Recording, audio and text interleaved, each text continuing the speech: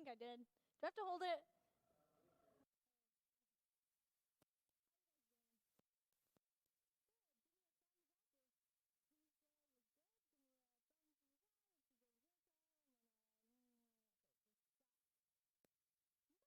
Quiet, but you guys, here we go.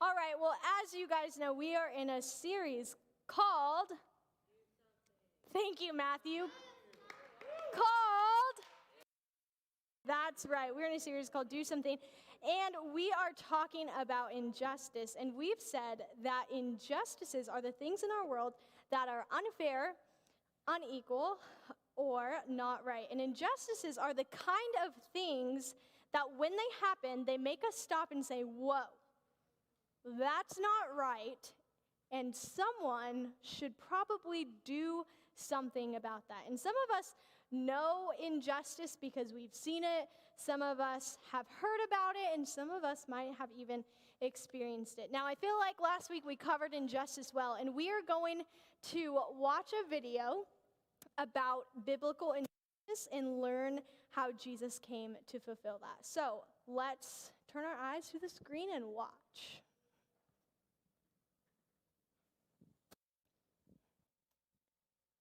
It's coming.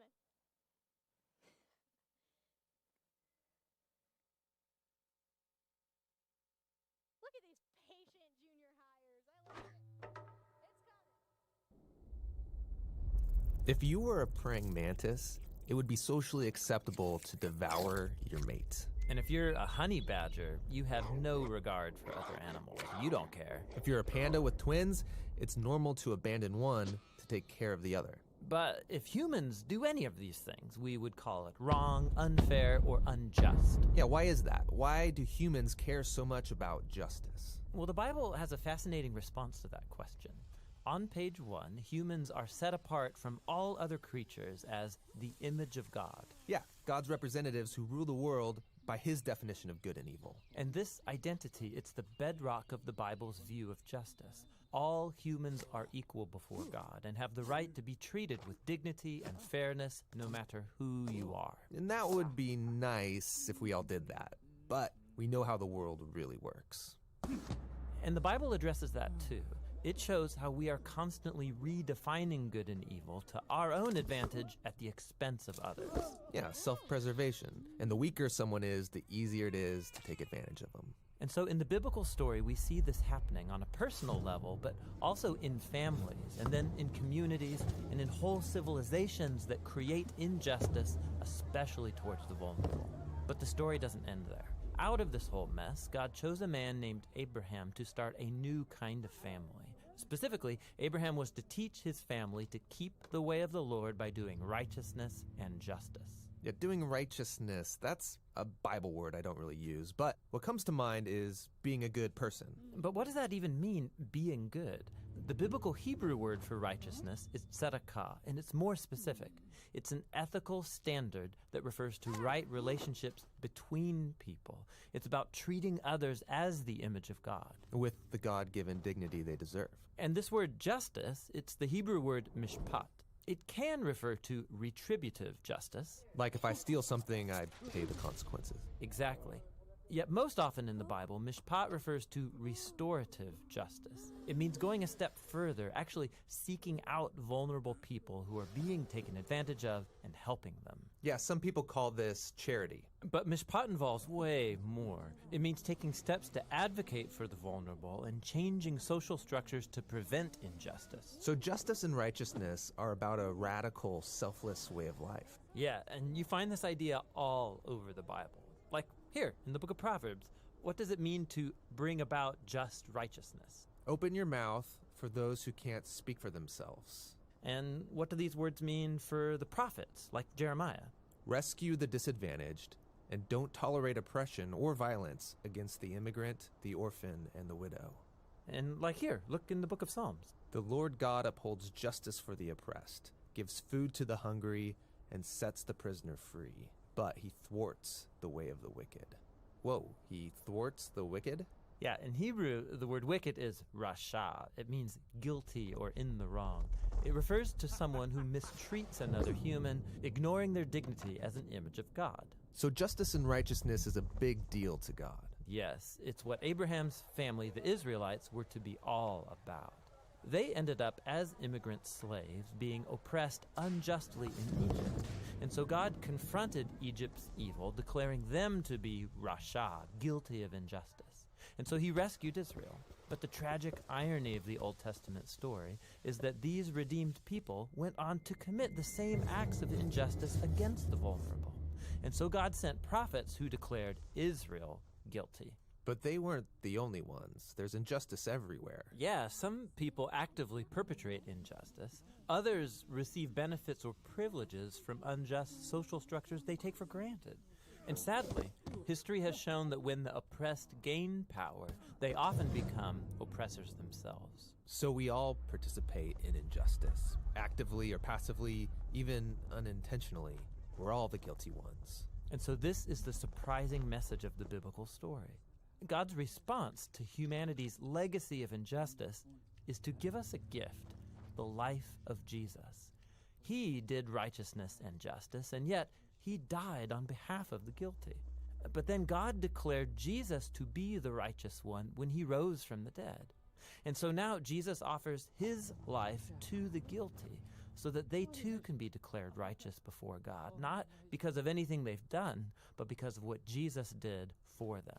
The earliest followers of Jesus experienced this righteousness from God, not just as a new status, but as a power that changed their lives and compelled them to act in surprising new ways. Yeah, if God declared someone righteous when they didn't deserve it, the only reasonable response is to go and seek righteousness and justice for others. This is a radical way of life, and it's not always convenient or easy. It's courageously making other people's problems my problems. This is what Jesus meant by loving your neighbor as yourself. It's about a lifetime commitment fueled by the words of the ancient prophet Micah. God has told you, humans, what is good, and what the Lord requires of you is to do justice, to love mercy, and to walk humbly with your God.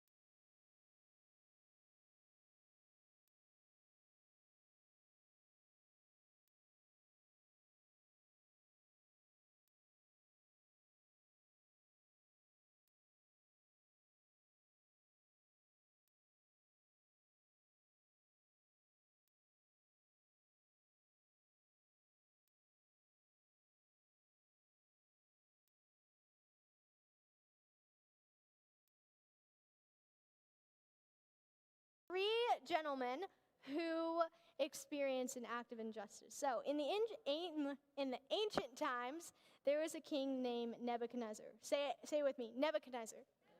They had some pretty wild names back then, but this was a powerful guy, and he had conquered and captured God's people, and he was used to just getting his way. And he decided to build a giant golden statue that stood 90 feet tall. I can't even imagine what 90 feet tall looked. It must have just been big. I'm also not good with measurements. So if you guys know how tall 90 feet is, then you can picture it.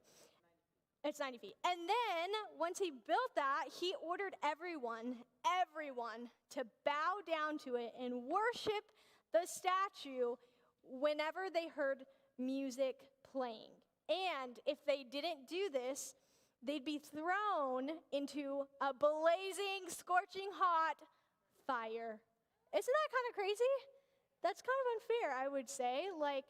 So as you could imagine, they were probably like, okay, I'll worship it. I don't want to die. So we are going to be in Daniel chapter 3, starting in verse 4. It's in your outlines and on the screen. Outlines. All right, here we go. It says, people of all races and nations and languages, listen to the king's command. When you hear the sound of the horn, the flute, the zither, the lyre, the harp, pipes, and other musical instruments, bow to the ground to worship King Nebuchadnezzar's gold statue. Anyone who refuses to obey will immediately be thrown into a blazing fire. So they're warning the people here. And then it continued in verse 7.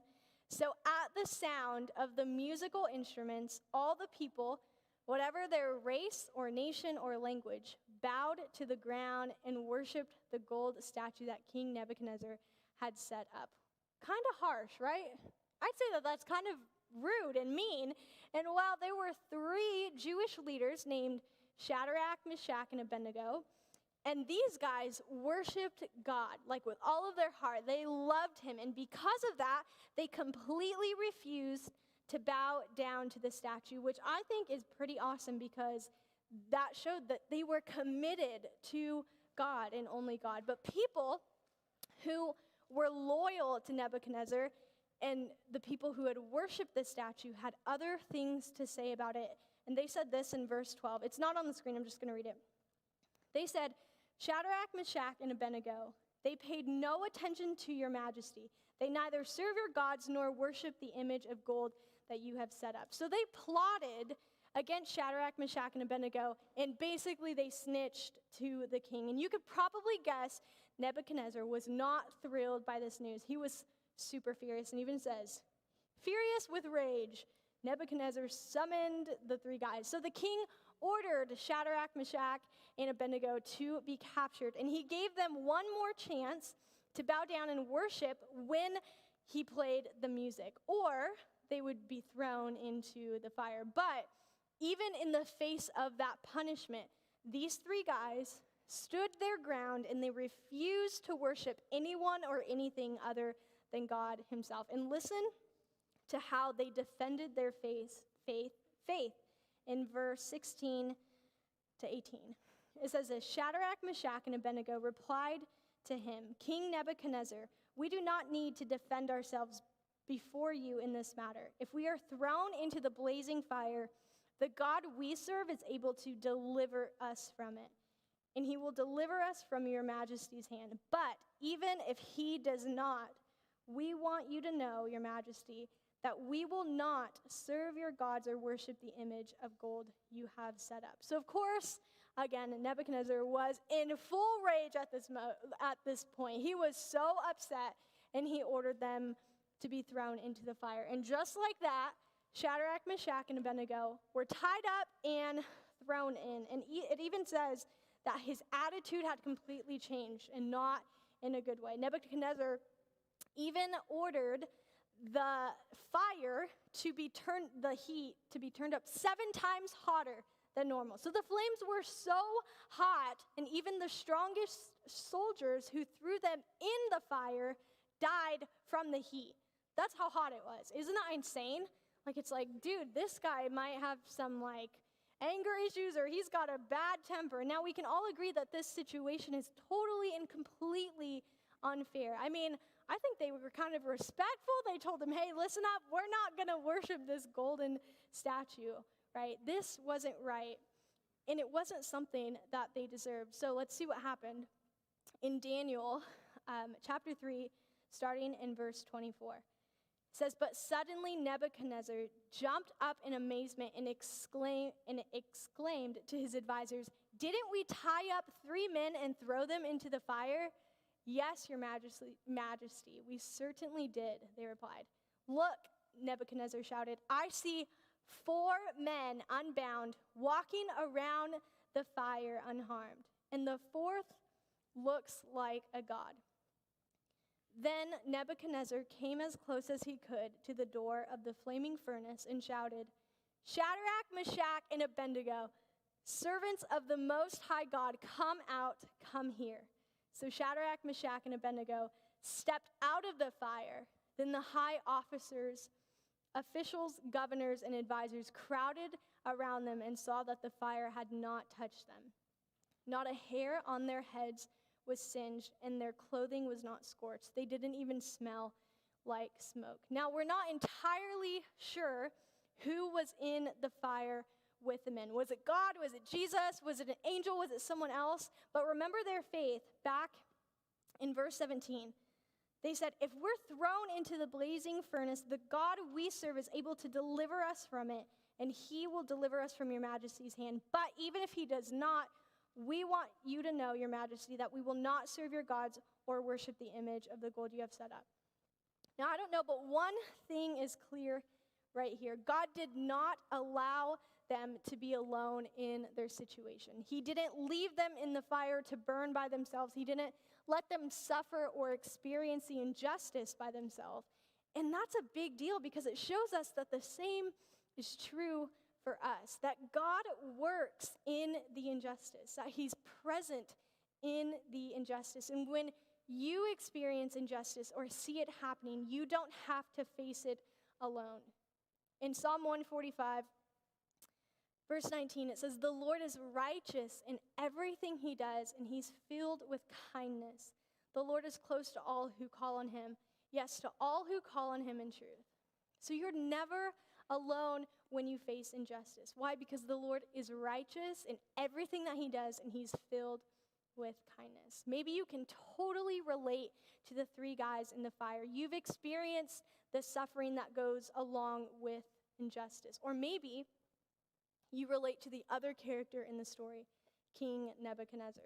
Now, of course, none of you are probably throwing people in a fire, right? Or making them worship something. At least I hope you're not. But I think that there might be times, if we're honest, that we could admit that we've participated in an injustice against someone else. Maybe we're more like the people in the crowd in this story. We've stood by and watched as an injustice happened to someone else, and we didn't speak up, right, or speak out. Maybe you've laughed along with your friend who made a racist joke, or you stood back while someone got bullied at school, or maybe you were the bully.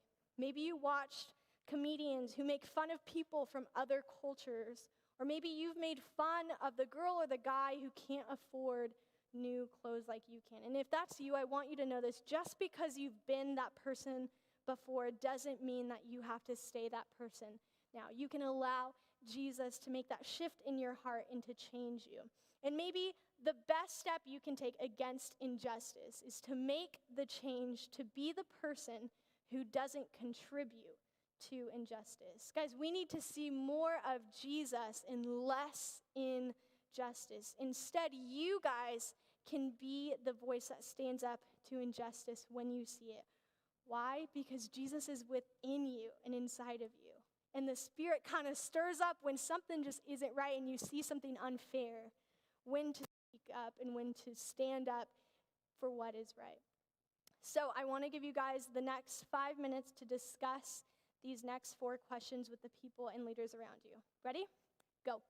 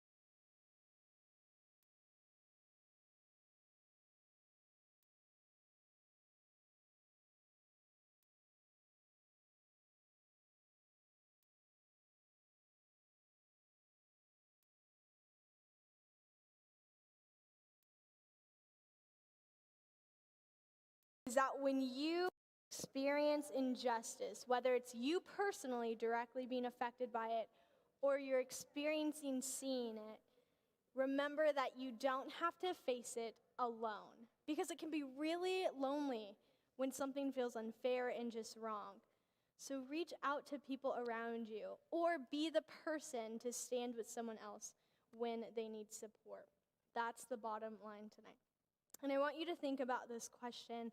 If you hang out tonight, talk about it with the leaders around. By the way, we've had some new high school leaders join us, so we are appreciative of them. Yeah, that's right. They're awesome, and they love you guys, and they are going to stick around and hang out with us. But talk about it with them. Talk about it with your leaders. Talk about it with your parents, with me, whoever. It's this question: what's one injustice that you or someone you know has experienced? So I want you to be thinking about that question, talk about it with someone, and continue this discussion as we finish out the next 2 weeks of the series. Cool? All right. And leaders, don't forget to hand out those daily devos. Guys, those daily devos better make it to the car. You understand me? Also, you'll see a JHM tips on the back of your outlines. Did you guys know that every series that we've done, it's on, the daily devos are on the YouVersion app, but the Bible app. So you guys can have it right on your phone. You guys can do it together as a group, however you'd like. All right, let's pray. God, thank you that you're with us through everything. God, that you've been able to show us what biblical justice looks like. And Jesus, how you've just fulfilled that.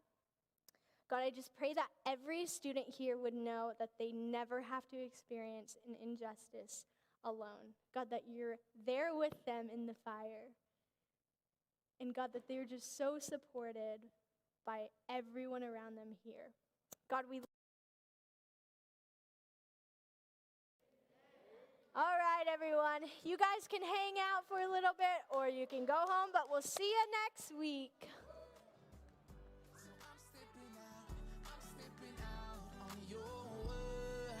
This is how you walk on water.